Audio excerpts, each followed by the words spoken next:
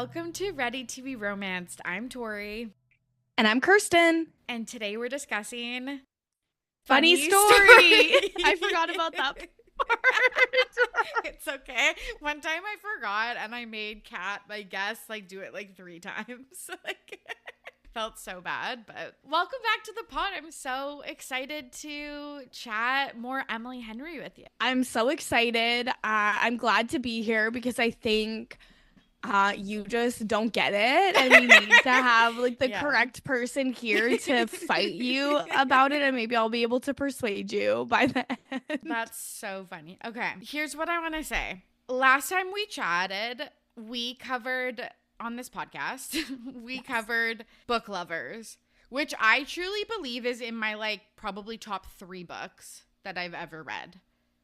Yeah, maybe it's amazing. Maybe top 5, but 100% one of the best books I've ever read. And I like Emily Henry. I want to put that out there. I want to get my main gripe and grumble out here, and then we can just enjoy the story. It's fine. We can fight about it right now. Okay. Provide your gripe and grumble. Okay.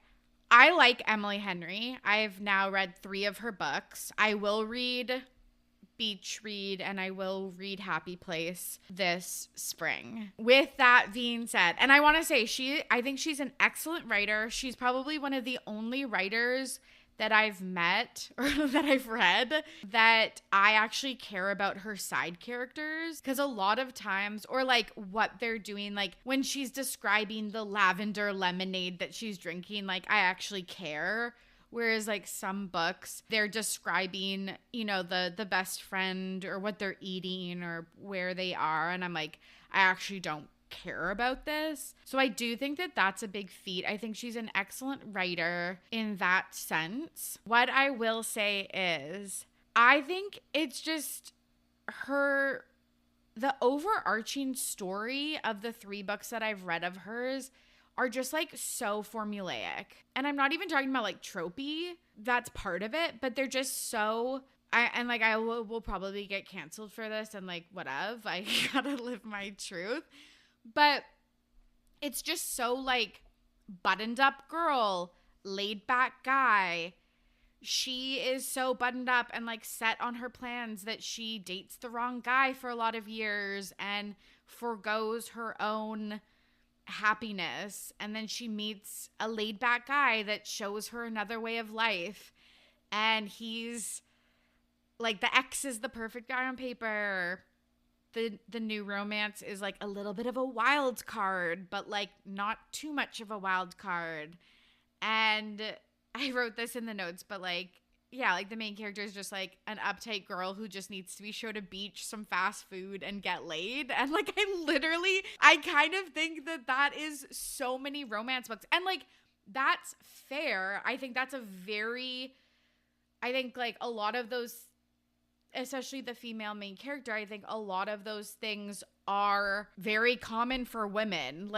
Looking for the guy that's good on paper, maybe has plans that they push through even if it's not what's best for them or whatever, and stuff like that. I don't think that it's untrue. It's just I could list 1,000 books with this premise, and I just which again doesn't mean that this is bad, or I really enjoyed reading this. It's probably in my top 50 books. I truly, other than the premise is kind of average, I had an excellent time reading it. 10 out of 10 would recommend. But I just can't get over that it's just so it's when we read Fourth Wing and we're okay, Hunger Games / ACOTAR / Twilight, or do you know what I'm saying? You literally started a podcast about romance novels. This is what romance novels are. First of all, you're just mad that there isn't an overt super graphic sex scene.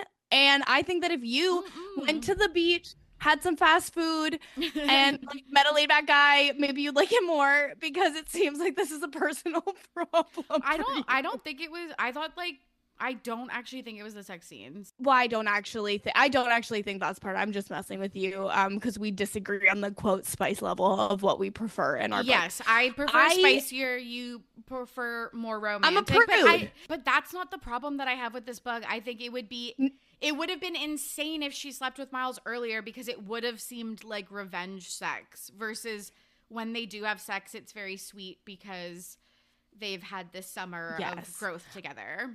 Like on Beyonce's internet, to be like, this romance novel has too many cliches. Like, that's the genre. And what I really love about Emily Henry the most is that she can weave into, you know, the tropes and cliches of the romance drama while also making the people feel real and the conflict feel deep and make you feel so much emotion. Like, I feel like 10 years ago, the romance novel Funny Story would be so much shallower and you wouldn't get the level of feeling about, you know, Miles' mommy issues and Daphne's daddy issues and how they're coping with those complicated feelings.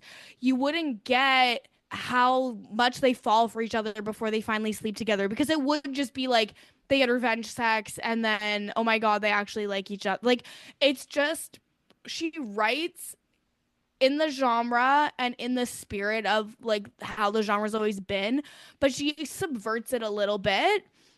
I would say from the three that you've read, Book Lovers and Funny Story are her two best books by far, in my opinion.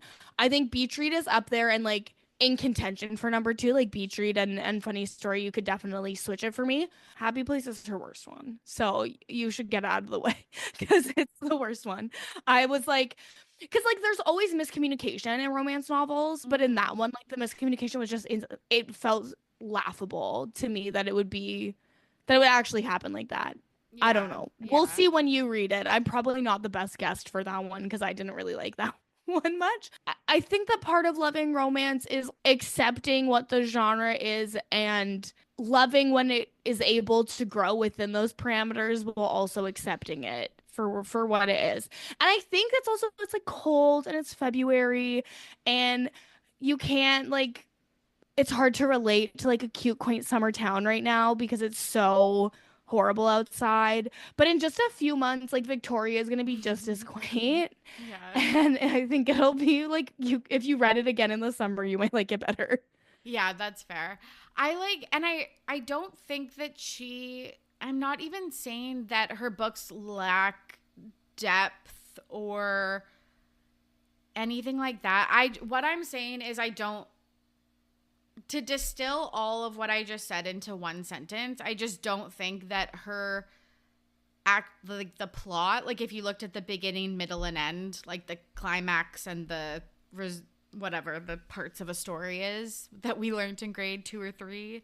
Of course. But I think it's like, if it's just not groundbreaking. And I'm not saying that it has to be groundbreaking, but like she's just lauded as like the best writer of, maybe not the best writer of our generation in romance, but like it's like all 5 of her books have been picked up for movies or TV deals. She is like must be the most like best-selling author, like top 10 best-selling authors in romance in the last couple years.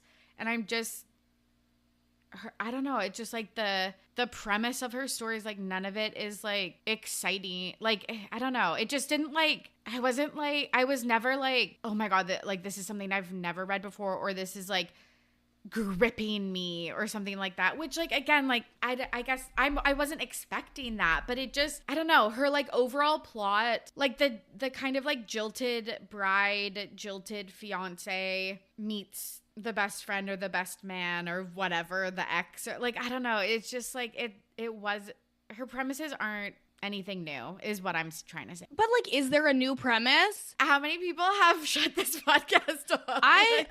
Well, I mean, hopefully that they are here for me because I'm with them. I just think that if you're going into a romance novel being like, I need something groundbreaking and new, like you'll be disappointed 99 out of 100 times because there aren't really that many completely new ideas. There's not really a a romance novel that is totally subverting the genre or like reinventing it or being different. And like I don't think I would even want it if there was. Like I love the romance genre because of all of those things, not in spite of them. And so No, I I do just too. can't Like, relate to the like I understand the criticism. I just don't relate to it at all.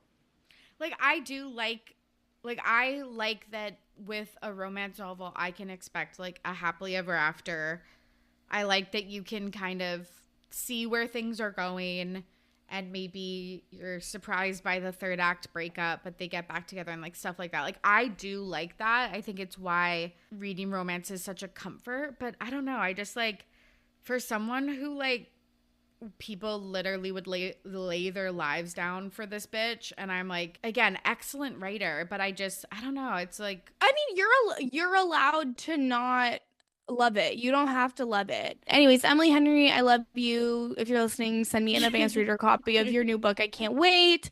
Like when Funny Story came out, yeah. I had it pre-ordered on Kindle, so it was on Mm-hmm. my phone and my Kindle when I woke up, and I literally had to work that day.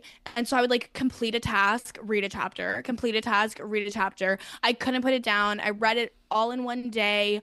I honestly, my only quibble with it we'll get to at the end Ooh, of I'm the argument. excited. Like, I don't think once you hear it, you're gonna be like, you're stupid. Like, this is not a good thing to nitpick. And so the way I love how she writes people and I love how she writes dialogue.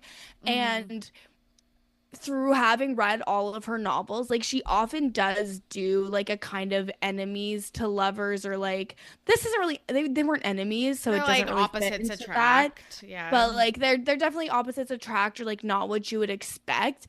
But I love how quippy Me they both too. are. Me Like there's too. so many moments in this book where I just laughed out loud at one of the lines that they were saying, and it's like Miles is always like pretty funny, but I feel like it like takes time for Daphne, and like as she gets to know him, you can see her like get funnier as she gets more comfortable over the course of the novel, which I loved. I love the idea of someone being a librarian because they just love it so much, and also it's like healing their inner child. Mm-hmm. Being a librarian, I feel like it's not easy. Like I feel like No, it like it's gets a lot of presented. schoolwork. It's like a lot of school. It gets presented as this like deeply it's like serious, but like people take it unseriously as a career. Yeah. When it's actually the people who become librarians are like the hardest Godsends. working, like dopest among us. No, truly. I know. I know. I do think people think it's like frivolous. Yeah, like just reading to children or something like that. But it's like, it's cultivating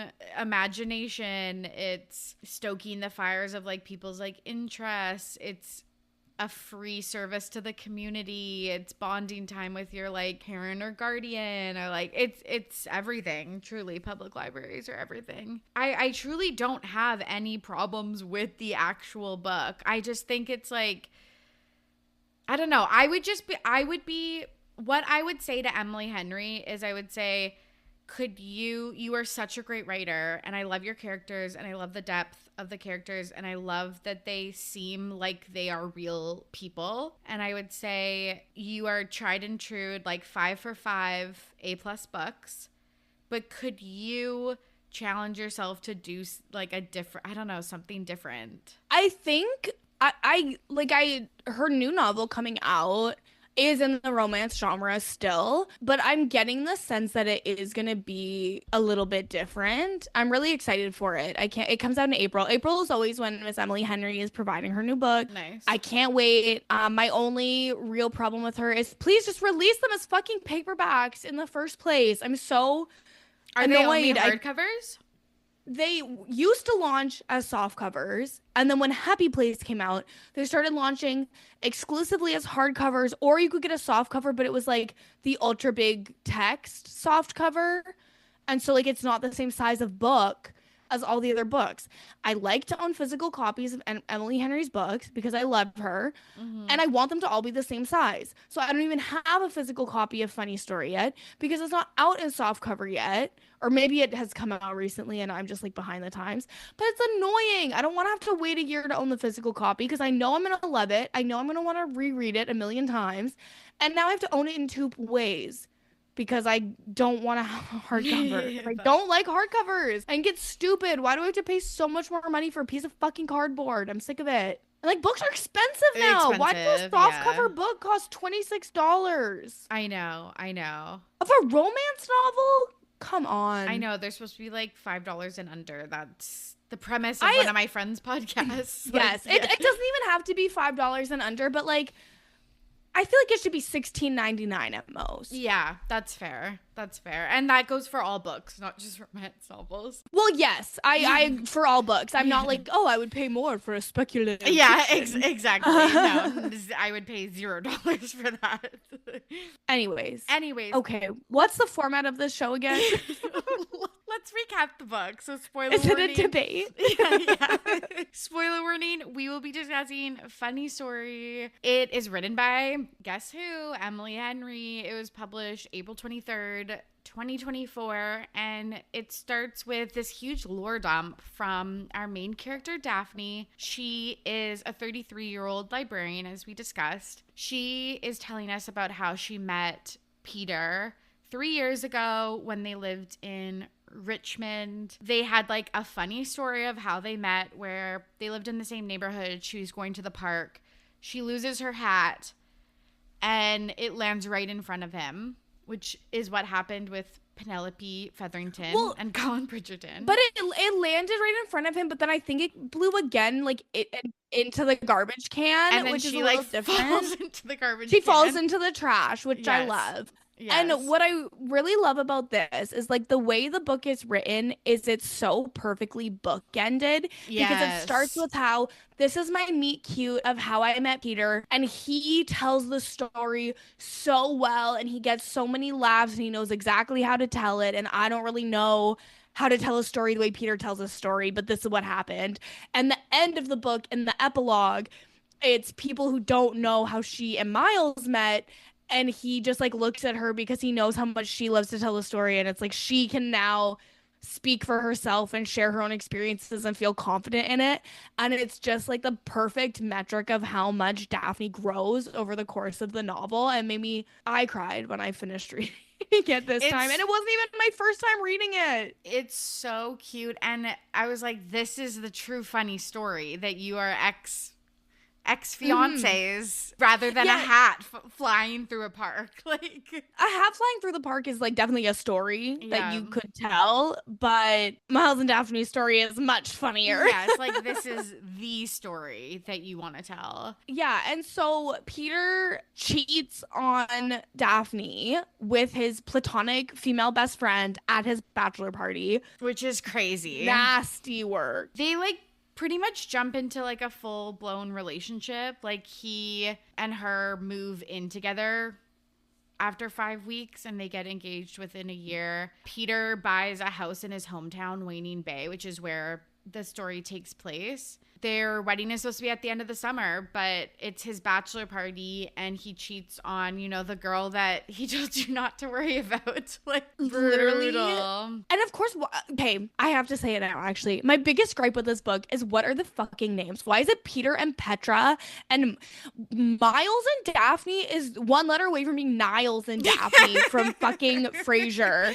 And like, what? There are so many names in the world. Yeah. What are we doing? Like, it's like, how did we land on these names? Daphne like really stood out to me as like, I guess it matches her like in some sense. I don't know how they picked it. I just watched What a Girl Wants where Amanda Bynes is named Daphne, so I was like, oh, I like this. And I love the name Miles. I will always love the name Miles. Petra and Peter, I think it like works because they're like both annoying and it seems like an annoying couple's name. Like P and P. That's fair. It's almost the same name. Isn't Petra just like a female version of Peter? I have to assume. Yeah. I can't imagine what else it would be. Yeah. So he comes home from his bachelor party. He goes, BT dubs, I'm calling off the wedding. I am actually in love with Petra. And because I own this house, it only makes sense for Petra and I to move in here. So we're going to go. He just says, we're going to go away for a week so you can move out. And she goes, okay, cool. So I moved here 13 months ago. I really know nobody. Like, where the fuck am I going to go? And that's when Miles shows up at her door after being dumped by Petra. And because he has an extra room, they decide to live together. I love this because he shows up so upset because he's just been literally dumped via a note from the person that he's been dating for years and lives with. Yeah. She just like got all of her stuff out of their spare room, which she used as a closet, and then was like, peace out, bye, I'm moving in with Peter now. Like, it truly insane behavior. And he shows up to be like, what the fuck? Like, is she here? Is she like, here? Where is she? Because he doesn't even know that they've left together at this point. He got a note. Yeah, which is just like, again, it's genuinely so insane. But then Daphne says they're gone, like they left together. And she goes, how many rooms you got? And I love it. This is pure practicality. She doesn't know anyone in this town because she's been living her whole life on Peter's routine, and Peter's not even actually from here. His family just moved here because they liked vacationing here, which I like that as well, showing like how much you can commit to a place and how different the experience can be. But yeah, so they live together now. And she just has to make it through the summer to her readathon event that she's been planning for the library, and then she can leave. Which makes a lot of sense. She loves working at the library. She loves her story time, and she's been planning this really big event, which like doubles as a fundraiser for the library. So she feels like she has to, like, she's committed to it and she has to see it through before she can leave. This is what's crazy, because it's like she literally has her dream job and she's like, oh, whatever, I'll just get out. Yeah, but I get that too, because what else would be keeping her? And she, now that she has the experience, she could find a similar job at another library. So it's like fast forward 3 weeks, she's been living with Miles, but they haven't really... They are just, roommates. They are kind of avoiding each other. But one day she gets back from work and Miles is distraught on the couch. And he shows Daphne a piece of paper, which is a wedding invitation to Peter and Petra's wedding day, which is over the Labor Day weekend. Again, insane to send it to the exes. Why would you want them there? I didn't get this. Like, the way I understand it is like Peter and Petra do not actually want Miles and Daphne at the wedding, but they're both the type of person who is so obsessed with being liked and that right. they can't and correct, yeah, and that they can't stand the thought of there being two people out here who had a less than satisfactory experience with them and maybe don't like them, and so they're like, it's fine, everything will be fine, we'll just be friends after the breakup and we'll force them into friendship, we'll invite them to the wedding, it'll be fine and everyone will love us because everyone has always loved us. Like, just like the total delusional behavior of the two people who would leave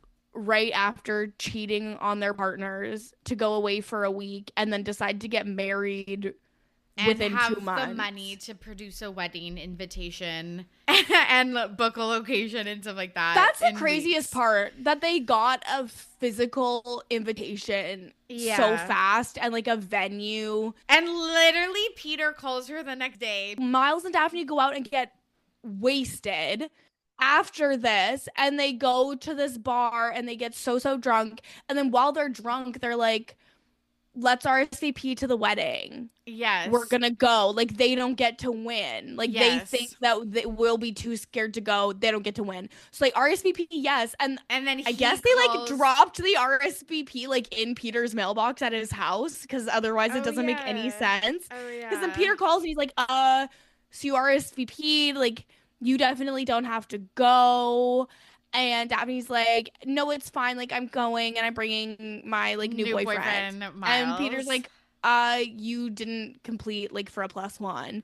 She's like, it's fine. My +1 has an invite too. Like, I'm dating Miles now, which is truly Very my best friend's wedding vibes. I love it. I would do this. I wouldn't say it was about Miles. I do the same thing in this situation. I'd be like, yeah, I'll be there with my new boyfriend. I would definitely be like, yeah, I'll bring the guy that I also was harboring feelings for. Like, don't worry about me. But like, yeah, don't worry. I was actually also having an emotional affair throughout our whole relationship. This is good though, because Daphne tells Miles and he's like, oh yeah, we should totally do this. We should make them jealous and piss them off and go to their wedding. We can like get drunk and like eat their cake before they get to cut it, which is good because, you know, like sometimes when you're doing fake dating, you have to do a little bit of convincing before you sign the contract. Well, and so much of fake dating books are also enemies to lovers, and it's like, why on earth would you have to be fake dating with someone you literally can't stand? Like, to me, like the fake dating isn't even the most nonsensical part. It's the why is it someone you hate? Yeah, no, that's so true. And they're like immediately into the bit. Like they take a cute little cuddly photo together and post it on social media so they can piss off P&P. I love it. Get their asses. Like we've been talking about, Daphne doesn't really know anybody in Waning Bay, which includes her coworkers that she works with at the library. But there is a recent divorcee, Ashley, that's there and she wants to go out. And so Daphne like decides this is it. Like I gotta change my whole life. I can't be by myself. Let's go out. And she chooses to go to Miles's winery because she wants to impress Ashley. And she knows that it's like Cherry Hill's the cool place. She knows the wine is good. And like the other thing too is that you can't overstate enough. Miles has like a cool vibe. I picture him as like Jake Johnson in New Girl as Nick, but like early season. Is kind of the vibe I get, except for Miles does actually have his life pretty together. It just seems like he doesn't. Yeah. Peter has been like slandering him. Yeah, and it's like so funny. Like him not put together is like him smoking weed occasionally and not putting his schedule on the calendar. Like that was him being like a mess. Like he's a normal man, and Daphne's like, well, I heard you work odd jobs because Peter has clearly always hated him because he was with Petra. Yeah. And so it's like I feel like she just keeps putting her foot in her mouth. But he just like he has a beard and he like is a bit of a free spirit, but he's a normal guy with a real job. Totally. It's just not like a corporate job. No, I know. I was like, kind of get over yourself, because it's like he's like, I felt bad when it was like, oh, you're a bartender, and he's like, well, I'm not just a bartender, like I also buy for the company like the food and ingredients and stuff like that. Yeah. I was like, you don't have to defend if you are a bartender. Like that is also totally okay. Yeah, it's also just a totally normal job that people have. I want to, what is, like, does Petra not work? I don't understand. Because she's also, like, supposed to be, like, really flighty and can't make up her mind. Petra, to me, was, so Peter and Petra are obviously really rich. And I think that Petra was, like, because Daphne describes Miles as, like, he is a free spirit, but that, like, is representative of, like, his core being, where Petra was kind of like a poser, and I kind of see her like being like a rich kid nepo baby that like doesn't have to have a job and is just like trying on like hipster because okay it's like the cool thing to do. That makes sense. I guess, yeah, she doesn't need a job, she's loaded. Yes. Okay, sorry, I've sidetracked us. That's okay. So they go to the bar. They have a good time. Miles is joking that they are girlfriend-boyfriend, and so they let Ashley in on the plan. But by the end of the night, Ashley, is A, impressed with Daphne, likes her, and B, finds a guy to go home with. So Miles and Daphne end up leaving together. And while they're leaving, this is like obviously my favorite part of the book, not the fast food part, but that he says to her, because it's happened to him, he moved to Waning Bay for a girl. He's like, have you been to like this would be like me if it was Victoria, like, have you been to Beacon Hill Drive-In? And I'd be like, yes, let's go right now, immediately, because you and I are two fast food girlies, let's be clear. Totally. But he's like, have you been to Big Louie's? It's like the local fast food place. And she's like, no, I've never done this because Peter eats like a rabbit. and hasn't really taken me anywhere. And so he ends up taking her, and they get like some fries and a milkshake, and then they go to the beach. She's like, oh, isn't the beach closed? And I'm like, shut up. What kind of narc is like, oh, the beach is closed? Sometimes she was like, when she takes one puff of weed and then she's like acting like, I was like, girl, you do kind of need to chill a little bit, but like she really do be a librarian, you yeah, know? yeah.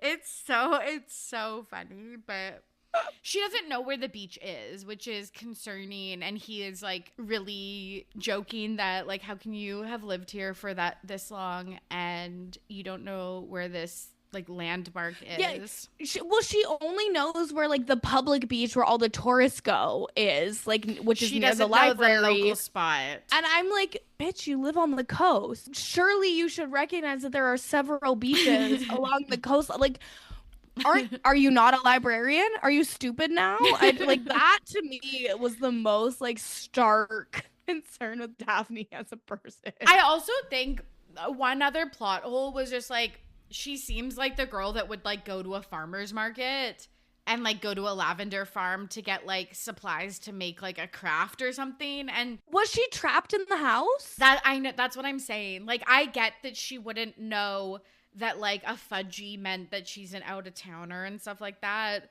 Like, I get that she wouldn't know like the local lore, but like I feel like she would know some of the beaches and like where to get a chai latte. Like, I don't know. I think Peter had her locked in the house. I think she was forcibly confined. She wasn't allowed to go anywhere by herself. Like, it seems like it was very much their lives were super scheduled and it was all together. Like, they'd go to work, then they'd go to the gym together, then Peter would make them dinner, then they'd watch TV, then they would have missionary sex for 2.5 minutes, and then they would fall asleep, and then that was like their whole life every single day. And so there was no room to explore. And because Peter's not actually from Waning Bay or like connected to it, he would never think, oh, let me take her to the farmer's market, because she doesn't cook. He cooks. right. So it's just like she let her world be so small just to like fit with his schedule of what he thought was right, and it kept her from all of the cool things in the town. Enjoying life, like, truly. So he suggests that he can be her tour guide and take her out every Sunday so she can get a feel for the place to see if she truly wants to find another job somewhere else or if she wants to stay. And I really like that. Like, that's really kind. And I think that this is something that we see throughout the book, is that Daphne is like, oh, you don't have to do that. And then when she's like, okay, you can do that, it's because you're nice. And he's like, no, like, I want to do it because I like you. And like, I don't know. Mm-hmm. She's always doubting the reasons why he wants to take care of her, basically. And the other thing too is we meet her dad later in the book, and like her dad and Miles are both super charming and everybody loves them. And so she sees Miles as like disingenuous or only doing things to be nice because she has like never understood the true motives behind why her dad does things. And I think it's like there's a few points where it's like pretty overt, but she never takes him at his word. Which is fair. Like, the male figure in her life wasn't reliable. And when he would do stuff for her, like take her to the library, it was like to hit on the librarian, not because she actually liked going to the library. So a week passes and Miles comes to Daphne's library, and it's during story time, and he's really impressed by her voice acting skills. And he says, tomorrow we're going shopping. And so when Sunday rolls around, he takes her to a vegetable stand, and then they go to a cherry stand. And he knows all these places because he does the buying for Cherry Hill. He takes her to a lavender farm, and everything's really, really good. Great, even, until they spot Peter. Yeah, and Peter's at the lavender farm where he literally never took Daphne, and now he's there. Like, exactly. That's fucked up to me. That's actually so fucked up. Like, I would have been pissed because it's like, oh, maybe he also didn't know about these places. It's like, oh, no, he went. He just didn't care to take you ever. Like, that's so crazy. Yeah. Peter is like, can I talk to you, Daphne, for a second? And he's like, don't hang out with Miles. Like, he is such a mess. He doesn't even, like, stay in touch with his family. And she's like, you are a fucking loser. So she walks back to Miles and his truck and kisses him. She does ask him. She says, let's like kiss in front of him. And this was crazy because he gets a boner. And I was like, babe, you're at a lavender farm. It's like 1 p.m. and you kissed for like 10 seconds. He tries to go in for like a little light, a little This peck. was very And cute. she's I was like, laughing at this. let me attack him. Yeah. Very aggressively, sexually. And so he's like taken off guard by that. Yeah. And then it like takes her a second to orient herself to what's happening. And then by the time she's kind of like figured out where she is in the world, he's like, okay, I'm going to kiss you for real. Yeah. And then it's like this like beautiful, passionate, like they clearly have had this chemistry that they've been sharing, but then it becomes like a physical thing, and she's so taken aback, and then he gets a little boner, and I'm like, oh, they like each other. Like, I think that's cute. Like, it's not like he was like, let me, like, I read. No, I don't think he did anything crazy. I think that he got a boner at like 1 p.m. on a Saturday in a parking lot. If I was sharing a passionate kiss with someone at 1 p.m. on a Sunday in a parking lot at a lavender farm, and they didn't at least get a halfie, I'd be like, oh, he doesn't even like me. That's fair. Yeah, you're right. She wasn't like he was like fully erect. He like he wasn't like grinding into her. Like, I read a book, like one of the Lila Sage, like Rebel Ranch books. Yeah. And there's a scene where it's like this couple literally makes out for the first time, and she's like, fuck me in your truck. And so like it wasn't like that. So I think it's fine. That's crazy work. Like it's literally, those books are so cute and such like sweet slow burns, and then all of a sudden it's like an extremely graphic sex scene, and I'm like, this is fine, but also like, can you read the room, please? Why is this man dropping the C word? Oh my god, that's crazy. Yeah. So anyways, yeah. So that night this is one of my favorite dates, is going to like a food market, getting a bunch of ingredients, and then going back home and making dinner. And that's what they do. Daphne, she doesn't want to say this, but she ends up like telling Miles what Peter said about his family, and he gets like visibly upset. So she comforts him, and they almost kiss again, but the asparagus is burning. So like they're pulled out of that. Yeah, because they're making an asparagus salad, which that is in my gripes and grumbles. So it's like an asparagus salad, but like warm.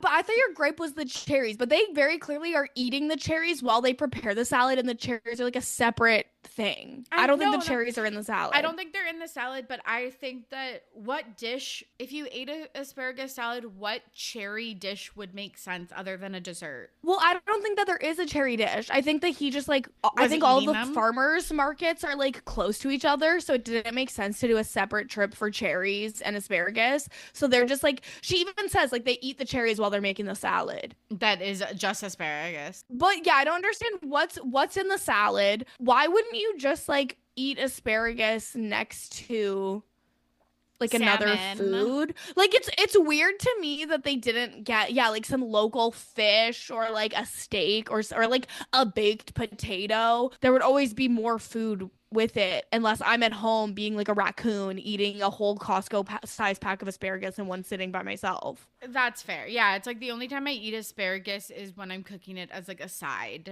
So another week passes. Daphne is still thinking about her kiss with Miles.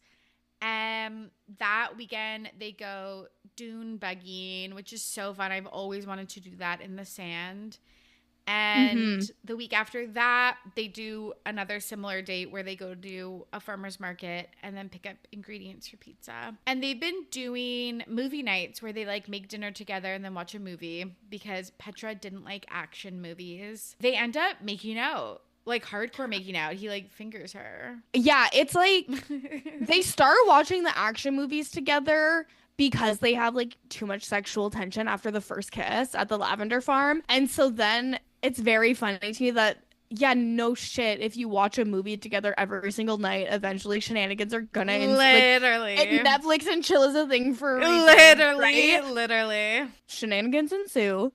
But it gets interrupted because he's getting repeated calls on his phone, and he realizes it's from his sister, and he's like, oh shit, like she wouldn't call us many times if there wasn't something wrong. And we find out that Miles' sister Julia said, "Hi, I'm moving in. I'm at the leaving Chicago. airport. Come pick me up."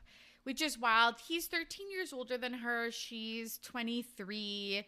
But he feels like a sense of responsibility for her because of how their upbringing was, with his mom being like a narcissist. A crazy person. I can't diagnose, but I think that probably because the vibe that we get when he finally shares about the childhood, which I feel like we can just say now, Yeah. is like his mom was always really charming with people. Everyone really liked her. But what was going on behind the scenes was that you were only loved as much as you could like bolster her reputation. Yeah. And if you ever made her look bad, it would be like World War III in the house. And so everyone would just appease her and walk on eggshells in order to avoid causing problems. To the point where like she would send Miles to school really sick because she would say, "Oh no, you're faking it to make me look bad so that you can stay home. So no, you have to go to school."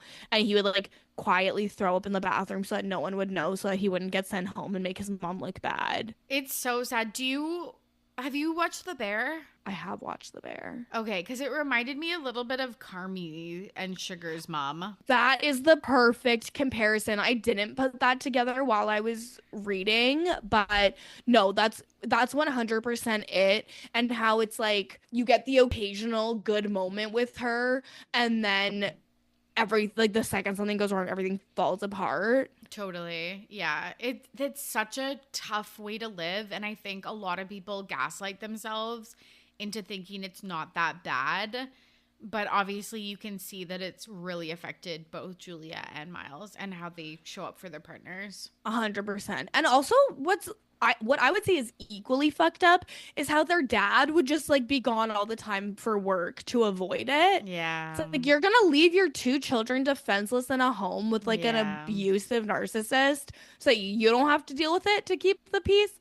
I don't think so. So the next Saturday, Julia and Miles go to story time, and Julia is equally impressed. And Miles shaved off the breakup beard, so he's looking hot, and all the library moms are noticing.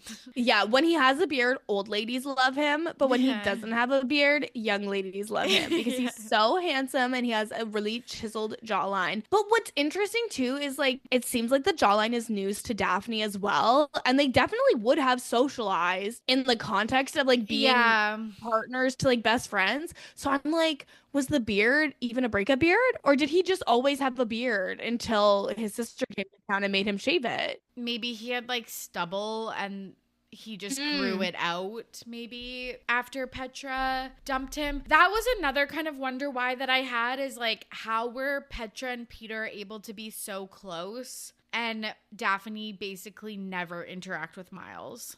I get the sense that like Daphne would be in a room and she would just be like looking at Peter like he's the sun, and like her life revolves around him and she's kind of blind to what's going on around them. Yes. And because Peter was so negative towards Miles and didn't think he was good enough, I feel like that she would have just agreed with Peter and been like, "Oh, well, why would I bother to associate with this person? Because he's like not even good enough." Yes.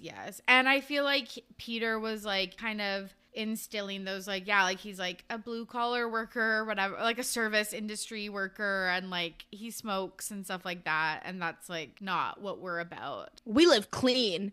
We go to the gym and we eat keto. Ew. Can you imagine dating someone or living with someone who's like, we eat clean 100% of the time and we will never have a cheat meal and we go to the gym every single day? I'd kill myself. I can't imagine it because I would never be friends or date a person like that. So well, but imagine, what if you were dating someone, you move in together, you love them, and then all of a sudden they become like a keto no cheat days. I would be like, babe, let's get you actually into therapy.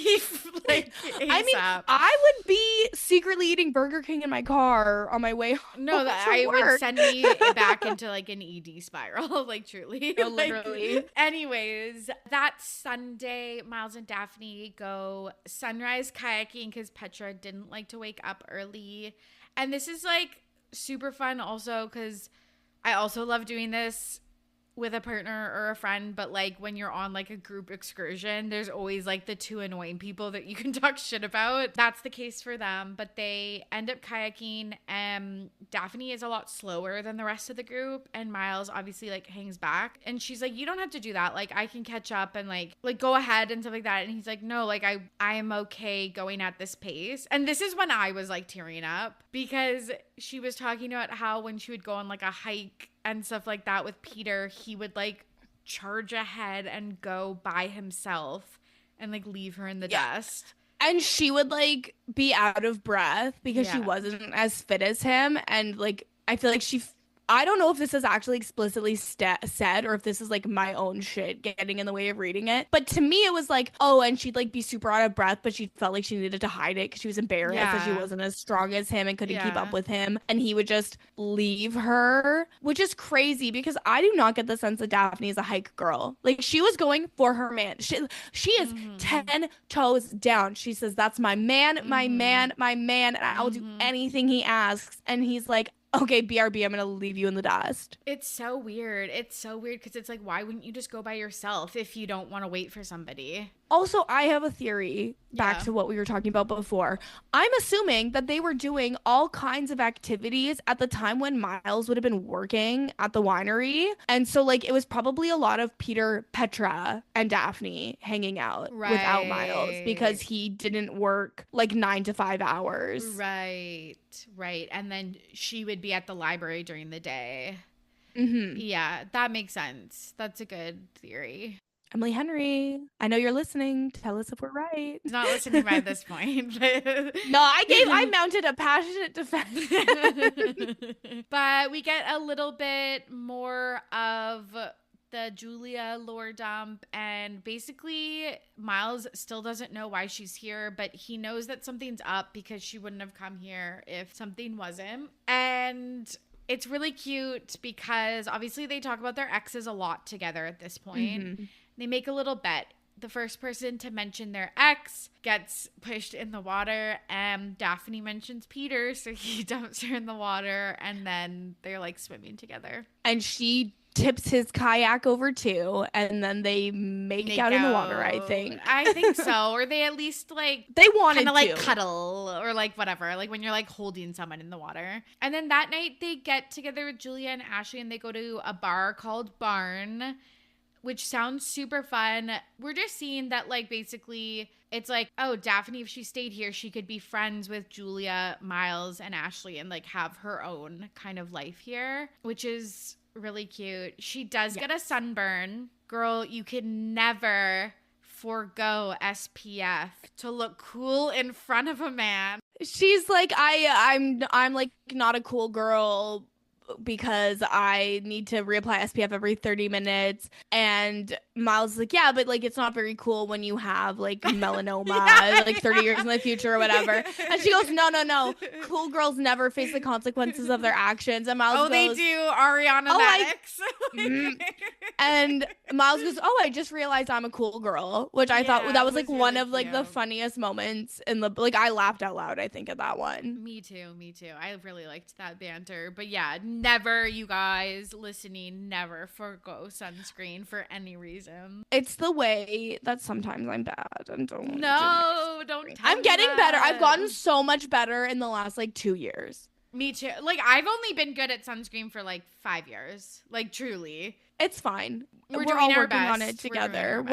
I'm literally just a girl, okay? Few days pass. It's the following weekend. Miles asks her to go to a concert, but she's like, oh, I feel like we need to like set some boundaries because I do feel like things are starting to heat up. So she kind of declines, but then ends up accepting. And he won't really tell her what the concert is, but they pull up to the Waning Bay Historical Society Senior Prom, which is a fundraiser dance for seniors, not high school seniors. I love it. This is such a good idea. It's really, it's sweet. Why doesn't this exist in Victoria, British Columbia? We have the seniors. We've got the seniors. Yes. No, truly. And this is even better because it's a fun date idea. But the part that's really sweet is that he knows that the readathon is a fundraiser. and that requires sponsors. And he's like, there's a bunch of rich boomers here. I think it would be a good networking opportunity for you. So she's feeling great until P&P walk through the door. Those bitches. They chat with Daphne and Miles for a little bit. It kind of gets heated. Peter calls her like, well, he doesn't use the word dowdy, she does, but like basically calling her dowdy. It's no, because so the whole thing too is like in this book she has like one nice dress that she got for her engagement party with Peter, and she wears it to the winery, and then she wears it to the prom because she's like, I don't have anything else nice. You can't afford to go to a boutique. Do not tell me Waning Bay doesn't have an adorable boutique. Like, totally. Be so for real, especially when you're going out to all these events with Miles, and also it is a black like backless dress, and I was like, I feel like Daphne's the type of girl that would have to her engagement party worn white. A black backless dress to a casual winery drinks is insane. Like literally insane. I know, because do you remember Meghan Markle's, for some reason I was picturing Meghan Markle's reception dress where it's like a high neck but then backless and silk. Yeah. Yes. And so I was picturing that but black and shorter kind of. So I was like, that is truly insane to go to like a like kind of rustic winery, but it does make sense for the prom. It's fine enough for an engagement party, but you're so right. Like, you'd think that, like, generally speaking, people wear white when they're the bride for like all of the events. Yeah. Leading up to it. I don't know. And so basically, like, Miles is always like, I love how like conservative you dress because it's like a secret. Yeah. Whereas, so which is like, it's like cute, but also Loki gave me the ick. I think it's cute because I think he admires it, and I think it's so opposite of him. But I do agree that like that could be a little slut shame. Like, okay, girls that don't button up, they're not hot. Like they're secret. Not they're not hot like a secret because there's no mystery, Tori, obviously. But yeah, and like I don't think that's what he meant, which is why it's ultimately fine. But it did like give me a low grade ick. But basically like Peter shames her clothes, and then Miles is like, I think she's sexy. I've always had a thing for hot librarian. Like, she says like the perfect thing to kind of reassure her. She says, and I've always had a thing for hot roommates. I was like, that's such a good comeback. Because he's like, and you had a thing for bartenders, and she goes, no. And she's like, oh no, hot roommates though. It's so good. And then he's like, Miles is like, I gotta go dance with my girl. And they do a big passionate kiss, and he like sets it up in a way that's like, okay, I'm gonna turn you so you are like facing Peter, and then we're gonna kiss and blah blah blah. Yeah, because she's like, oh whatever, like Peter is such a dick, and like he needs to worry about like his own good life. And Miles is like, no, he's literally standing on the side of the dance floor watching us dance right now, and so I'm gonna turn you and kiss you, and then you're gonna look to the left and you're gonna see that he's standing there waiting for you. I was like, okay, this is James Bond now. It was really like suave. And they do have a passionate kiss, but in the middle she runs away and he chases her. She just bolts. And he kisses her again. I don't want to play this game anymore where we are kissing to make Peter and Petra jealous. And he's like, no, I actually just want to kiss you all the time. Just sometimes it's easier to have an excuse. It's so cute. It's so cute. I love it so much. Also, her like being literally like a runaway bride in that moment is so fitting, because I feel like if you ask Peter how Daphne takes her eggs, it would just be however he takes his eggs, like for sure. 100. Time marches on. We're in July now, and Daphne is still looking for jobs, even though like her desire to leave Waning Bay is kind of fading. But she sees a posting for a children's librarian job near her mom, so she decides to apply for it. That weekend, she has a girls' night with, and honestly, fuck Julia and Ashley for doing this to her. No, this is crazy. This is crazy. Crazy work. But they are having a girls' night, and Julia is looking for places to put her stuff because she has decided to, surprise, surprise, stay in Waning Bay and not go back to Chicago. So she's looking. She shipped all of her stuff without even talking to Miles or Daphne. in like it's kind okay, of annoying that they're like, oh, well, she's 23. It's like, that's still so disrespectful. Like, but also like that's a little like it if is your very little sister just showed yes. up and like mailed her stuff and was like, I'm moving in, would you really? Oh no, I like, wouldn't say anything, but they like keep it's like I get that, but then it's like, then she should probably tell them what's going on. Yeah, and one, I think it's the thing where like if Miles just asked, I think she would actually just tell him. But they're dancing around it.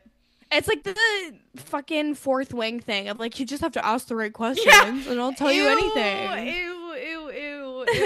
That's so bad. But it's like how they're living their whole lives. Yes, true. So she is putting her boxes in closets when Daphne's wedding stuff, including her wedding dress, falls out. It's like they have this closet that is so crammed full of wedding stuff that if you open it wrong, everything will tumble out. And we're supposed to believe that Julia's never opened this closet, which is crazy. And they're like, okay, well, you have to try on the dress. We want to see it. And then as she is struggling to put on a wedding gown, which is not a garment that you put on without assistance. No, you need multiple people. They leave to get milkshakes. They take a cab. That was the weirdest part. Like, they took like an Uber. They called an Uber and got picked up. Yeah. Well, because I think that they were drunk, right? That's why they couldn't drive. Right. But like, why would they not be like, okay, come out in the dress and then we'll go get see it, and then we'll all go get milkshakes together? Like, why are you leaving her behind? Or they didn't go, hey, while you put that on, we're gonna pop out to the store for 5 minutes. We'll be right back. I think they were like maybe yelling it through the door, and she like heard that they were talking but couldn't hear what they were saying, and so she's like gonna come out and be like, what's up? But they just did not have the common courtey to even just wait for her to walk out before they made a choice. Like, just because they asked her. They're like, you put this made her. She did not even want to put on the dress, and they made her. And so she puts on the dress and she comes out, and then Miles is the only one there. And then so he sees her in the wedding dress, which is like, ooh, sexy. I actually, this is a micro trope I actually love. It's always like the main character's like trying on lingerie or like a sexy dress or a wedding dress or something like that, and then the other protagonist walks in on them and they see them in a new light or whatever. Like, and what I love more than anything is that she's literally stuck in the gown and she can't get the zipper, and they have to like heave-ho, like try to get her out. He has to like lube up the zipper with chapstick, and he has her like bent over the dresser to like get it out, and so there's all this like sexual tension between them as well while he's getting her out of the wedding dress. And then he like gives her one of his t-shirts to wear and says that she can keep it as long as she wants, but like just make sure to give it back. It's just one of those sweet moments. I love the fact that he had to lubricate the zipper and then they're like, we can never talk about this again. Thanks for lubing my zipper. 3 weeks pass and she has been ignoring a bunch of calls from her dad, and he shows up at her house. He is with his new wife, Starfire. It's very Billy Ray Cyrus. And who's his ex-wife? Oh, like, God. It's like Star... Yes, Flame. I can't remember off the top of my head, Rose but you're so right. Or something. But the nice thing, at least, is this is the first age-appropriate girlfriend / wife that her dad has ever had, because normally it would be like younger than her or the same age as her, which is a nightmare. So gross. And so he's with his new wife. He seems happy. She's age-appropriate, and he books a motel for their stay. So she's like, okay, maybe like he didn't. And he tried calling me. So it's like, maybe this is it. This is the time where he is grown up. He's matured and he wants to be a dad. Oh, Daphne. I know. They spend the weekend together. They go on an old pontoon and they go swimming in the lake. And her dad is sharing all these stories about Daphne's childhood, but they all don't align with how Daphne remembered them. And this is like starting to be like really triggering for her, because you can just tell that her dad has no idea the impact that he has had on her. Like, he's like, oh, don't jump in. Like, don't be scared to jump in. Like, I know you're scared of fish. And she's like, what are you talking about? And he, like, tells a story about how they went fishing together that she has no recollection of. And then he talks about taking her to the library because he would always buy her books, but it would be like, the first in a series, or worse, the second in a series. And then the mom was like, you have to stop buying her books because then I have to buy The remaining, the rest yeah. of the series. And like, we don't have a budget for that because like, I'm literally a single mom who's also supporting you financially. So stop using my money to buy more books that we can't afford. And so that's why he would take her to the library, which that blew me away. I know. It's so sad. That is kind of giving her the like the pause and consider. But otherwise things are going really well, and she's really trying to hold on to that so well that Julia even invites them to go to Daphne's story hour the next day. Because I guess this is the Friday. At one point during the dinner, after their big adventure at the lake, Daphne's just getting really overwhelmed. So she goes to the bathroom and Miles follows, and he calms her down. Like, she's able to kind of explain why she's upset. And he's like, we can totally leave if you want to. But she's like, no, I'm going to like stick it through. And actually, this was the funniest moment for me in the book when she's like, okay, I just need a minute in the bathroom. And then he's like, no, you should really take a minute for the bathroom because the guy that just came out did something like ungodly in there or something like that. I was laughing so hard.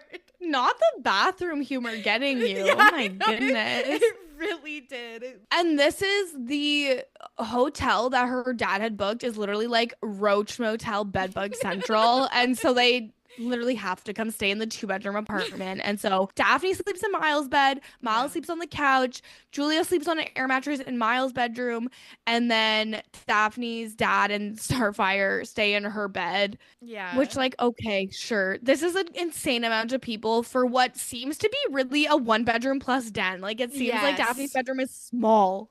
100%, because they share a bathroom. So it seems like a 1-bedroom plus den, 1-bathroom apartment. Yeah, I guess maybe a 2-bed, 1-bath, but like the second bedroom is meant to be an office. Totally. It's the next day. Daphne's very excited for them to come to story hour, but Miles shows up unexpectedly alone. And she's like, okay, so my dad bailed, and she's really, really upset, but she's like, okay, I just gotta like get through this story hour. And she's kind of rude. Like, fair enough. Like, I would have been a see you next Tuesday, but she's like kind of rude to him.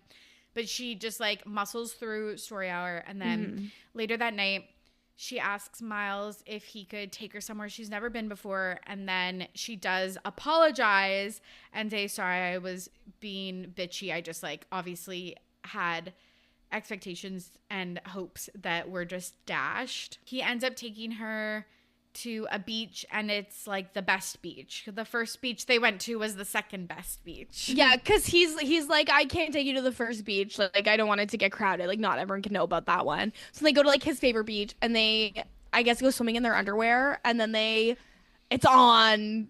This is so sweet. They're driving home with like wet hair and stuff like that, and he just puts his hand on, because he has a truck that's only like the one seat, like very it's a bench seat. Yeah, it's a bench seat. I don't know why I'm making so many references, but it's Jacob from Twilight with his bench seat truck, or I guess Bella has the bench. Well, seat yeah, that's truck. Bella's truck, because he yeah. has a Volkswagen Rabbit that he rebuilt. Like, what are you, a fake fan? Oh my god. No, I was thinking about how he gave her, or like Billy gave her the truck, but yeah, it's Bella's bench seat, and he puts his hand out on, and then she holds it, and then they get to their house, and he immediately kisses her, and he's like, are you like, do you want to have sex basically? And she's like, defo. Everything has been like, leading up to this. I'm gonna literally die.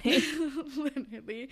So they have sex in the kitchen. Very sexy. She's like laid out on the counter, and then he turns her around. Like, they're standing up, and he like turns her around, and then they're having sex on the floor.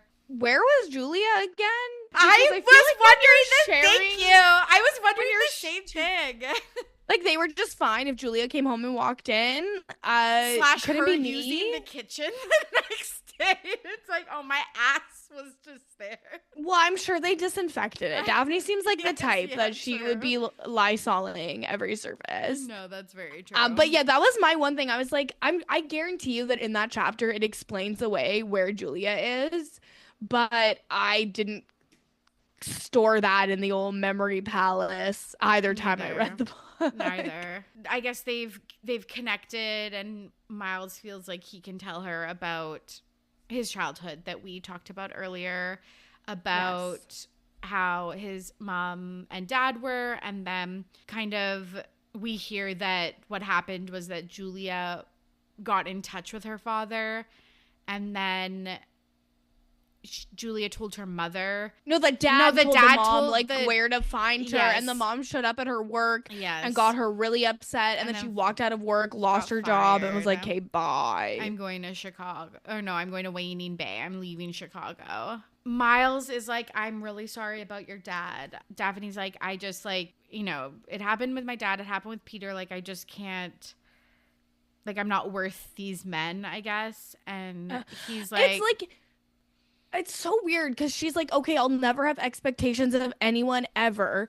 And then Miles is like, well, no one should have expectations of me because I will always disappoint them. And then they both like lean into having expectations and disappointing each other in the dumbest ways. Yeah, that's fair. But he explains that she can see who they really are, and they don't like that kind of transparency. So that's why it never works out with them. They end up having a really fun weekend. It's Monday. Daphne has to head off to work, and she like immediately realizes that she was supposed to paint Ashley's house with her on her birthday, and she completely missed it because her dad derailed story hour, and then she ended up, getting together with Miles. And it was her idea to paint the room.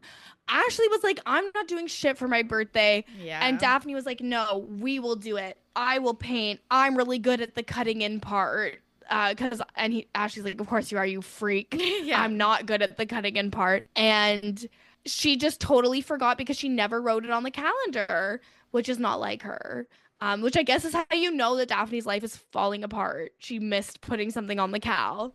Totally. And so she's like, I'm so sorry. Like, I completely forgot something happened with my dad and then Miles and blah, blah, blah. And she's like, yeah, that's fine. I could always tell that you were a wee girl. Like, you kind of cling to one person at a time. And now that you have Miles, you don't need me.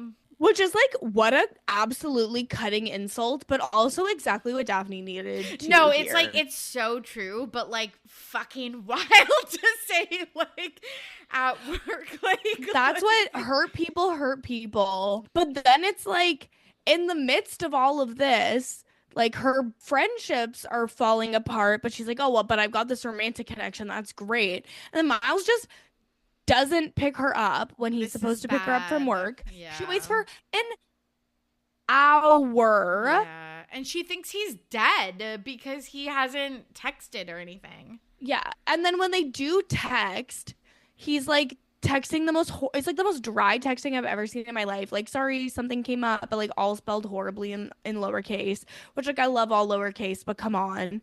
And so she's upset because she's like, where Miles at? And then she immediately gets the call that they want to interview her for the like dream job in Maryland. So it's like, oh my God, is she just going to cut and run? And then Miles doesn't come home. Yeah. The next day, he's still not home. She comes home and he's like, I guess, headed to work. And he's left like a box of fudge being like, I'm so sorry I missed you. Like, I had a good reason. But she's like, you can't do to me like what my dad has always done to me my whole life. Yeah, which is fair. And if you can believe it, Peter shows up and he goes, Petra and I called off the wedding. It was just like cold feet. I made such a huge mistake and I want to get back together. I will spend forever trying to make it up to you. She's like, actually, I don't want this. Like, I have grown and you've kind of shown your true colors. Can you imagine if someone leaves you like that? You can't go, like, stand up. You can't go back. And so I was really proud of her for standing up to him. Totally. Because I also think she could have just been like, no, but she was like, she truly explained what happened. And because he is an awful person, he was like, oh, she got the better, like she won. And so he goes, okay, well, I'll take you down a notch. Miles is with Petra right now, and he's helping her move out of our old place.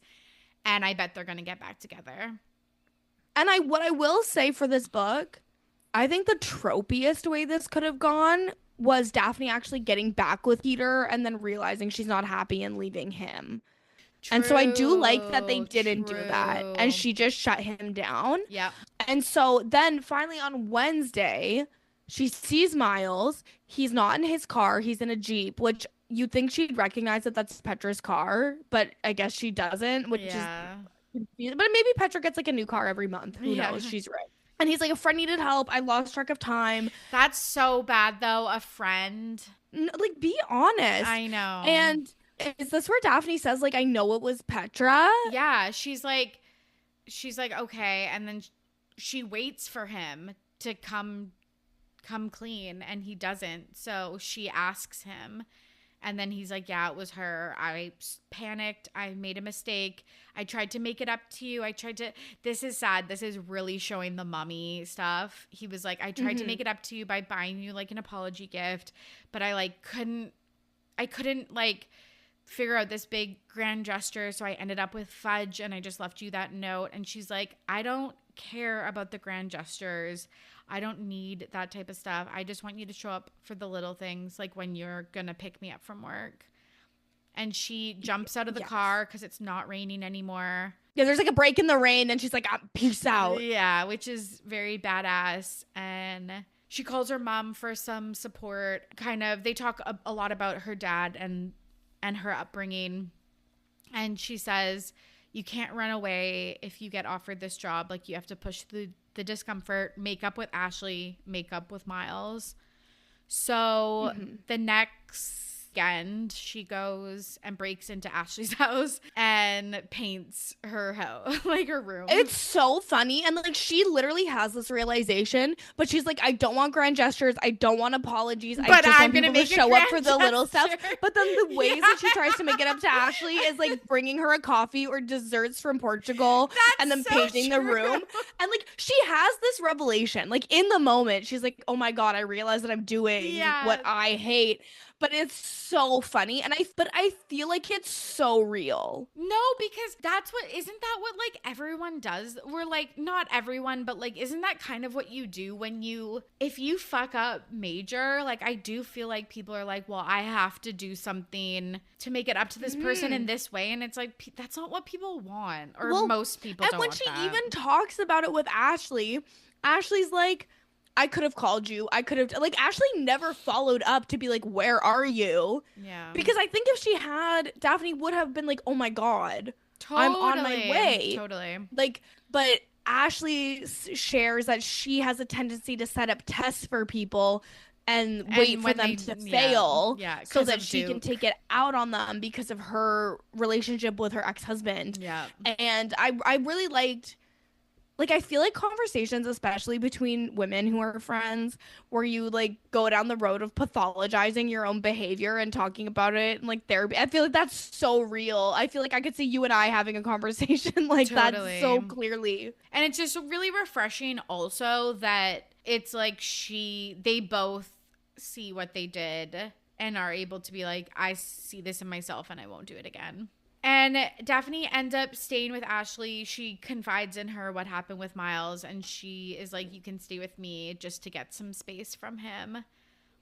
Meanwhile, she does her video interview for the library position in Maryland. And then she has to go back to Miles's apartment to get stuff for the readathon. And when she's there, she bumps into Julia, who is mad at her because... Oh, we kind of buried the lead. When they were in the car, Miles says, I love you. Oh, yeah. Yeah. I guess we really should have addressed that in the moment. Yeah, but he says, I love you. So then when Julia sees her, and she thinks he's saying this also as a grand gesture. Like, I'm going to say this but it makes up to how it comes across. He should not have told her in that moment. Correct. And so when she bumps into Julia, Julia's like, I'm supposed to be mad at you because my brother confessed his love for you and you turned him down.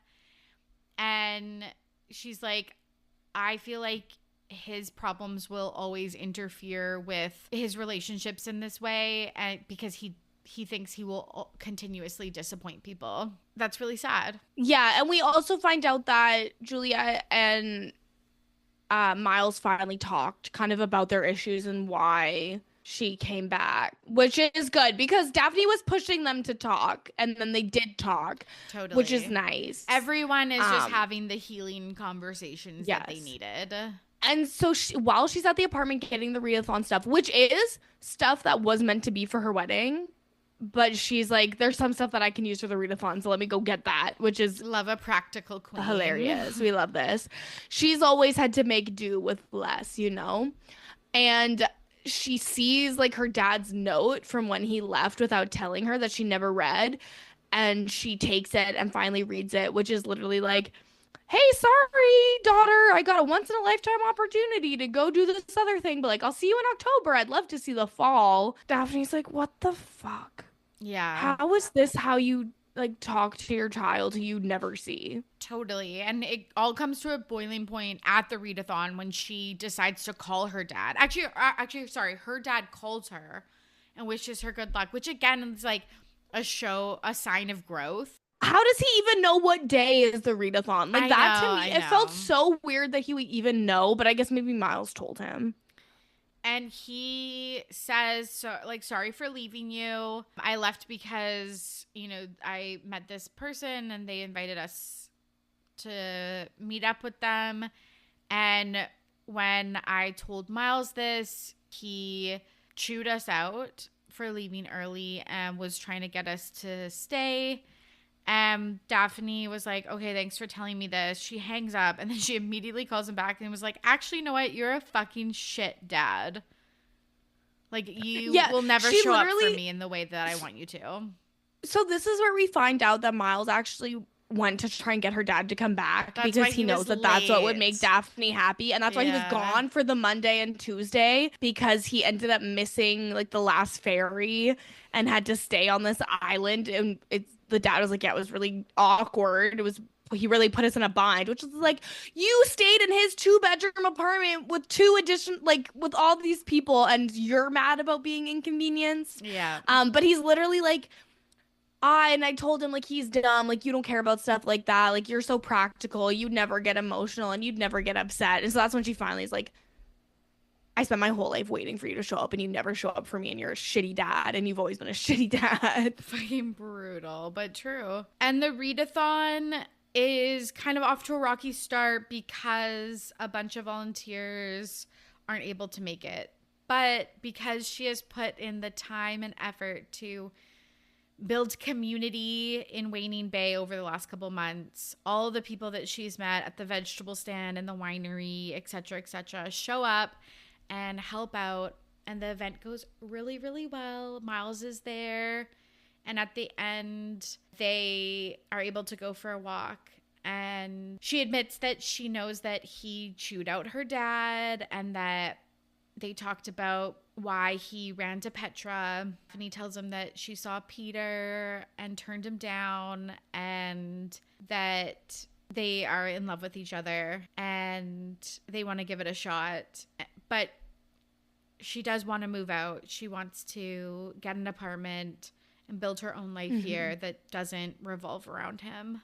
And he's like, okay, because he's like, oh, do you want to go home? And she's like, well, I can't live there, but I found a 1-bedroom apartment. And he's like, but she's like, but I can't move in for a week. And he's like, okay, well, do you want to come home with me? And then she does. Do you want to come back to my place later? It was funny. Super cute. They also talk about how, like, she saw Peter and turned him down, and he saw Petra and turned her down and said, no, I'm in love with Daphne. And Petra tried to be like, well, you're not good enough for Daphne because like you've had such a horrible childhood, like you could never have kids, which is crazy. Oh yeah, we get the reveal that Peter and Petra broke up because Petra didn't want to have kids. Yeah, And which Peter good for did. Petra. I'm proud of you, Petra, for living your truth. Like, good Yeah. thing you didn't end up. But which is also crazy because then it's like, okay, so Peter, you didn't realize immediately that you made a mistake. You were totally fine with this, but you thought Petra would slide into the life that you had already planned, and then she didn't fit. So you said, peace. Yeah. Because you suck. Correct. Peter ain't shit. And so then, yeah, we get the epilogue. And the other thing too is like through this whole book, Daphne is walking by this beautiful little green like cottage bungalow house that she thinks is so cute and she could see her life there, but she can't afford it. And in the epilogue, which is just over a year, like a year and a couple months past the events of the book, they moved in together into a little bungalow that has the same floor plan, but it's like a fixer-upper because they can't afford to just buy the nice house like Peter had in the first place, the Victorian. Yeah. They're about to have their housewarming, and Daphne's mom is coming, and everyone's showing up to visit them, and Julia still lives there and is working as a barista. Daphne's mom is there and is so excited. Sadie is coming because they have rekindled their friendship, and it was the coldness between them was really, Sadie was worried because she's, you know, married to Peter's best friend, and would Daphne even be able to deal with her considering she's kind of stuck with Peter because of her husband. And as they're all chatting, it comes out how Miles and Daphne met in the fake dating, but not everybody knew the story. And Miles goes, oh, it's actually a funny story. And then Daphne tells it. It's so cute. And I love when she's like talking about how he loves hearing it from her POV. It's so cute. It's so cute. I was giggling and kicking my feet. No, me the whole time. Like quite literally the only Emily Henry that doesn't get me in that mood is Happy Place, which I think may have made me like this one more because I had read Happy Place when it came out and then I read this one. And I didn't really like Happy Place. I think I need to give Happy Place a reread, TBH. But I just like didn't like it as much as the others, and so I think that made me like this one more. I might own Happy Place. I think did I give you the hardcover or did I give that to someone else? No, my sister gave it to me. Okay, I must have given it to someone else. Might be. Anyways. Yes, I need to read it for the first time. Okay, let's wrap up with our internet investigation. This is our cursory peruse of the internet of things you need to know. This is just like a little bit of an Emily Henry update. Obviously, people we meet on vacation, filming has wrapped, and I don't think I've talked about this officially on the podcast. I've definitely talked about it on my Instagram at Ready to Be Romanced. But Emily Bader, who is the star of My Lady Jane, and Tom Blythe, who is the star of the Hunger Games prequel, are Poppy and Alex, the lead characters. And when I tell you I am so fucking feral for Tom Blythe, he is so fucking fine. And Emily Bader is stunning and such a good actress. I loved her in My Lady Jane. So I am so pumped on this. I am so pumped. When is it coming out? I don't know. It just wrapped this summer. So it's expected this year.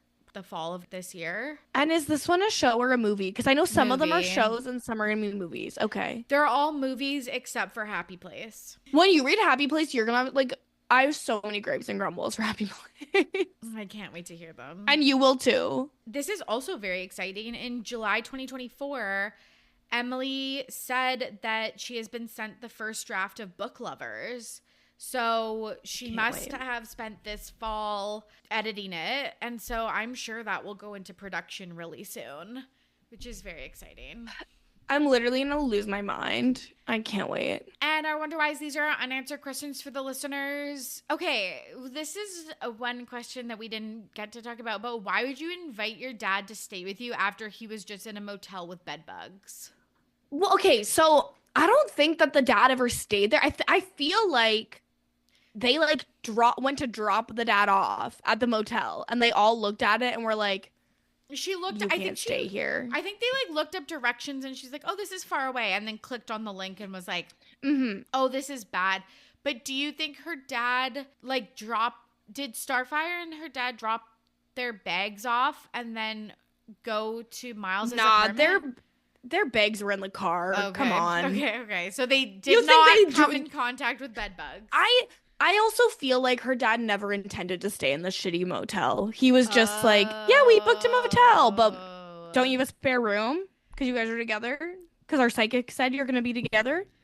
Okay. I Which, can by see the that. way, they have like a legitimate psychic because the psychic knew that Miles and Daphne would end up together, and they end up winning a free trip that gets mentioned in the epilogue because of a tip from the psychic. So they like a legit psychic. Yeah, I need her number. And Yes. then we talked about this, and it is kind of answered, but would Daphne's character really forget about the painting? Like, you're right that she didn't put it on the calendar, but like, she just seems like such a girl that would know, even if she was thrown off. I feel like she's a girl that like rallies and puts on a brave face and stuff.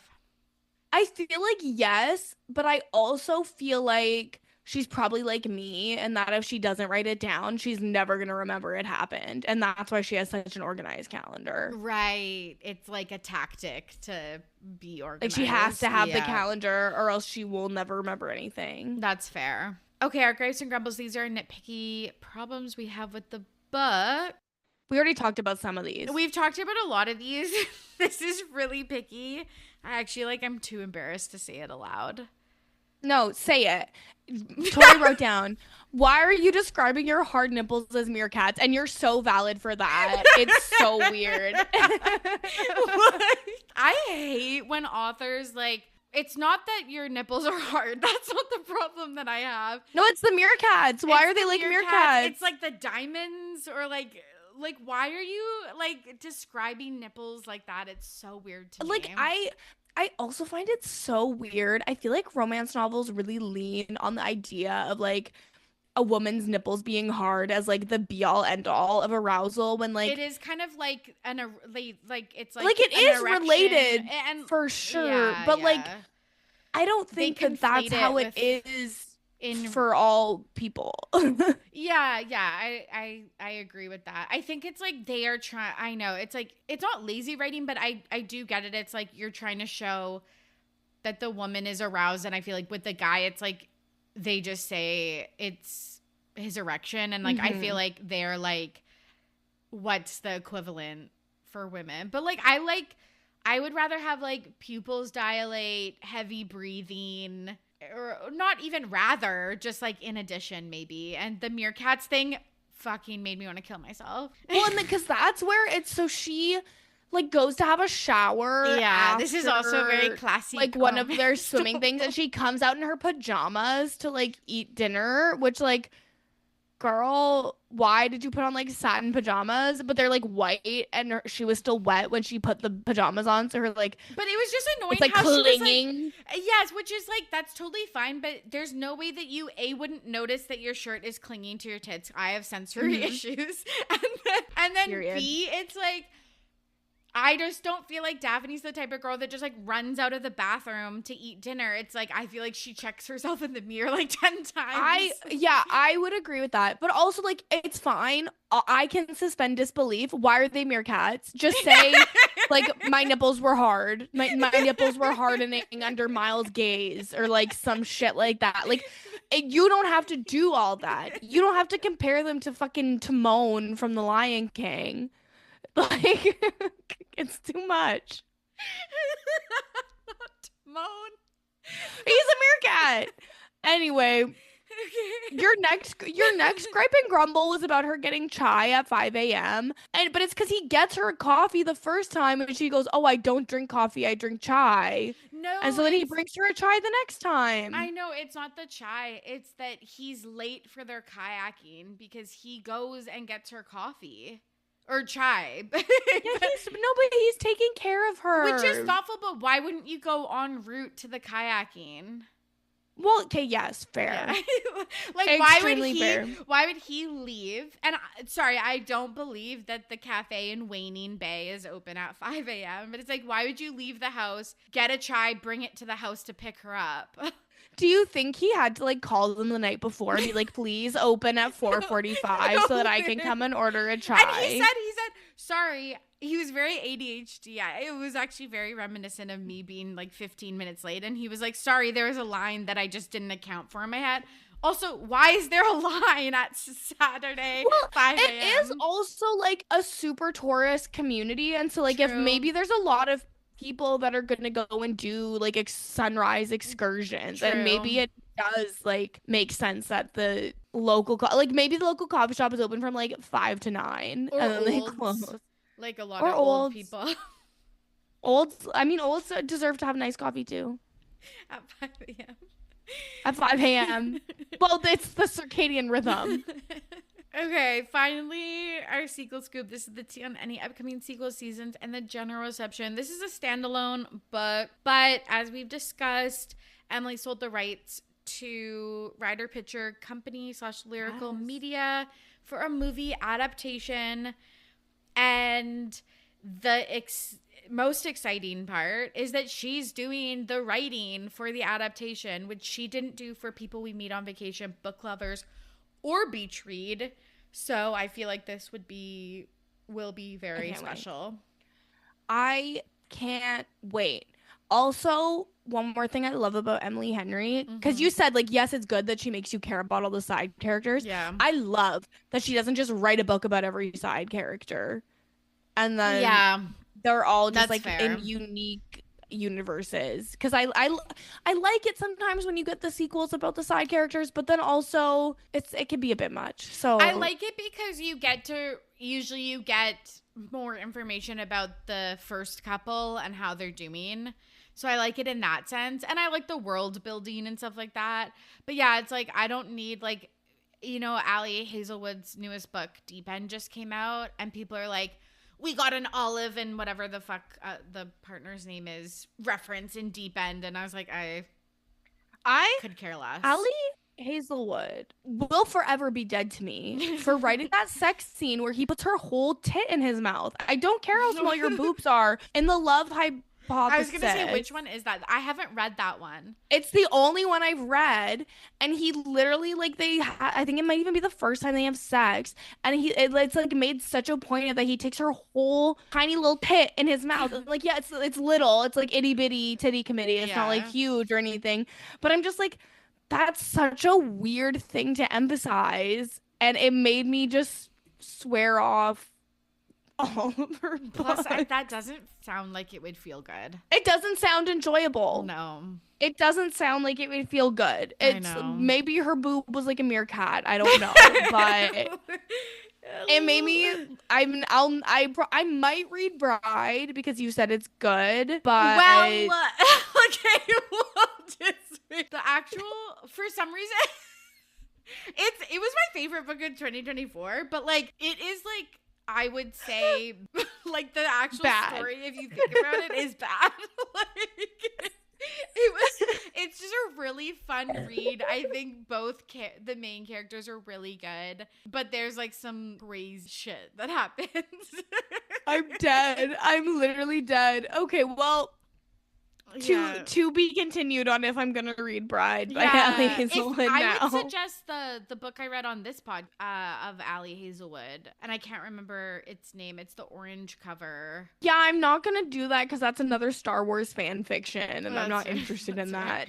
That's fair. Okay, final thing. Let's talk about Emily Henry's dream cast because I actually think these suggestions are a slay. She says Glenn Powell as Peter, Logan Lerman as Miles, and Camila Morrone as Daphne. I am not on board with Logan Lerman. What? Glenn Powell, I think, is such a perfect Peter. I feel like that's like 100%. Logan Lerman, I feel like maybe isn't tall enough, but I think his aesthetic is like.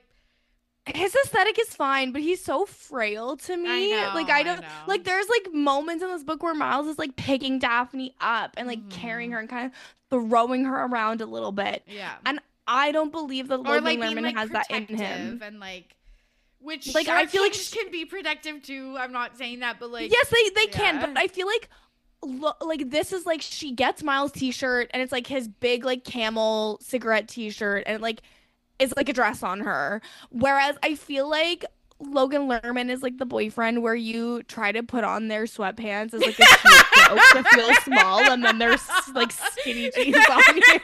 I hate that I'm gonna have to edit out that laugh because Don't edit it out. Keep it in. that is so funny. 100%. I love those TikToks so much. Being like, I put on my boyfriend's sweatpants and they were like skin tight. And like again, there's nothing wrong with that. And it's not like there's like one type of body that's like desirable or anything like that. And like I think Logan Lerman is hot. So like hot. 10 on 10. Yes. Love that. Definitely my type. Yes. I just don't think he's Miles. I think Miles is like a lumberjack. He's like carrying like barrels of wine and like I don't know. I just feel like he's like the brawny paper towel man in my head. No, I do think that too. With his tattoos, like he has the sailor tattoo and the mermaid tattoo and stuff like that. I love it. He's like, oh yeah, I just thought mermaids were cool. Which is very much like, I feel like I've had conversations like that where people are like, oh, like, what's the meaning behind your tattoo? And I'm like, anyway, I think flowers are pretty. Yeah. And like, that's also that also just shows so much of his, like, that is his personality of just like, oh, I liked it. And like, yeah. But I looked up Logan Lerman's height. He's 5'9". Short king, which again, short kings can be protective. But you know what? CelebrityHeights.com says he's 5'7". So he's in between probably 5'7" and 5'9". So he's 5'8". He's 5'8". Yeah, which would mean he's 5'8". Which would mean, Tori, that would mean he's half an inch taller than me. I know, that's kind of Yeah.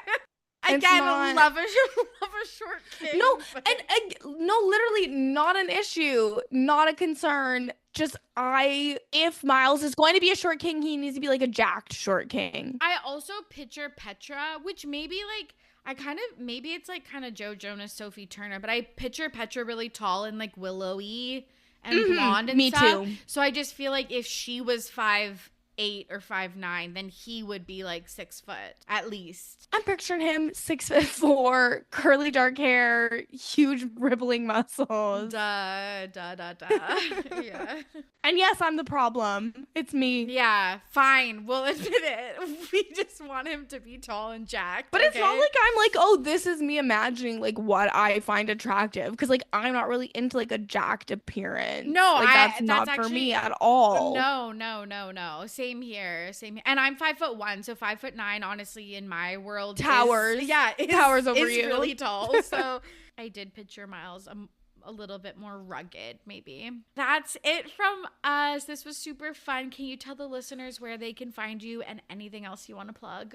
Yes, thank you so much for having me. I'm sorry that you now have to edit the longest podcast known to mankind, and it's already late. No, it's so fucking late.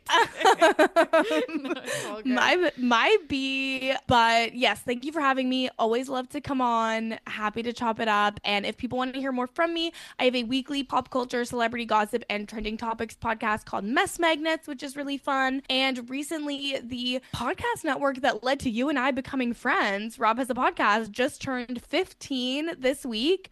And Rob did an oral history of the lore, like oral history of the podcast, and it was 3 parts, and I'm featured in the second part talking about some of my favorite RJP memories. I'm so excited because I just downloaded parts 1, 2, and 3, and I was gonna listen to them this week, and I was gonna literally text you and be like, are you included in one of these parts? Yes, I'm in part 2, talking about the Facebook Friday era and kind of like the RJP patron program. Oh my God, I remember when I would be at work, and it would start before I would get off because we were, I guess he was Pacific too, and I would be waiting for my friend to drive home with him, and we would put on Facebook Fridays. That's so cute. But anyways, so definitely check that out as well. And you can follow me on all social media except Twitter at Kirsten Said What, which includes twitch.tv/Kirsten Said What. Thank you so much for having me, Tori. Thanks for coming on. And that's the story of Funny Story. Thank you so much for listening. And thank you to Kirsten for joining me on today's show. First off, I want to say sorry that this is late. I have been #living life. And with that, usually a ball has to drop. And Unfortunately, the ball was this episode, but I'm happy to be back. And I wanted to let you know that in February, I was on 2 podcasts very much related to RTBR, which was Movies That Raised Us. I talked about the 3rd installment of the To All the Boys I Loved Before movie trilogy, Love Always, and it was super fun to reconnect with Mo and Christina. We covered To All the Boys last year on this pod, and we have now covered all 3 movies on their podcast. So that was such a joy. And then I was over on the Rom Complex talking about my favorite movie, probably of all time, which is What a Girl Wants with Amanda Bynes. So good. So go check those out. I'll put links in the episode show notes.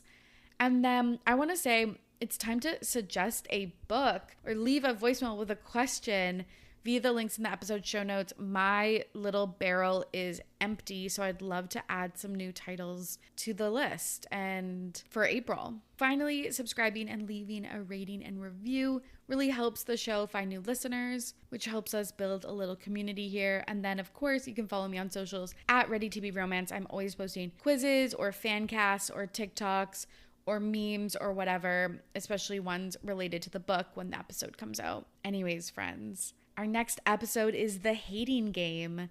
Until then, happy reading. For Ready to Be Romanced, I'm Tori. Goodbye.